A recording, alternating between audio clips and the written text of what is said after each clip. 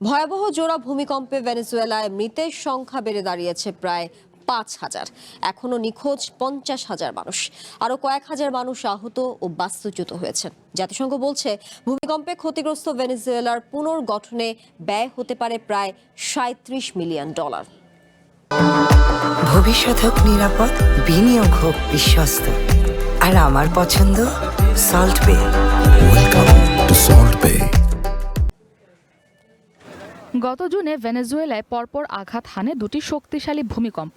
এতে এখন পর্যন্ত মৃতের সংখ্যা বেড়ে পৌঁছেছে 4,930 জনে। বৃহস্পতিবার দেশটির আইন প্রণেতা হোর্হে রদ্রিগেজ সবশেষ মৃত্যুর এই সংখ্যা নিশ্চিত করেছেন। তবে জাতিসংঘের আশঙ্কা এখনও প্রায় 50,000 মানুষ নিখোঁজ রয়েছেন, যাদের অনেকেই ধ্বংসস্তূপের নিচে চাপা পড়ে থাকতে পারেন বলে ধারণা করা হচ্ছে।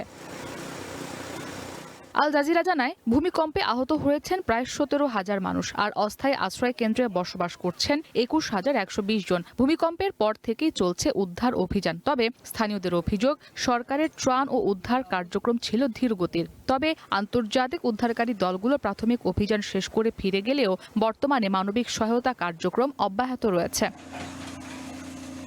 2015 সাল থেকে আমেরিকার আরোপিত অর্থনৈতিক নিষেধাজ্ঞার কারণে ভেনেজুয়েলায় দুর্যোগ মোকাবিলা ও পুনর্গঠন কার্যক্রম আরও কঠিন হয়ে উঠেছে।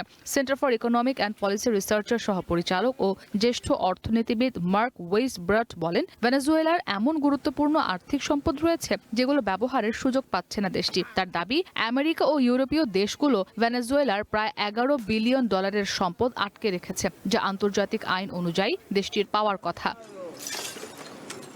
এদিকে চলতি সপ্তাহে আমেরিকার 14 জন ডেমোক্র্যাট আইন প্রণেতা হোয়াইট হাউসের কাছে পাঠানো এক চিঠিতে ভেনেজুয়েলার পুনরুদ্ধার কার্যক্রমের সহায়তার জন্য দেশটির উপর আরোপিত অর্থনৈতিক নিষেধাজ্ঞা শিথিলের আহ্বান জানিয়েছেন। চিঠিতে তারা উল্লেখ করেন, বর্তমান নিষেধাজ্ঞা জরুরি ত্রাণ কার্যক্রম এবং পুনর্গঠন প্রচেষ্টাকে মারাত্মকভাবে বাধাগ্রস্ত করছে। জাতিসংঘের হিসাব অনুযায়ী ভূমিকম্পে ক্ষতিগ্রস্ত ভেনেজুয়েলার পুনর্গঠনে ব্যয় হতে পারে প্রায় $37 বিলিয়ন।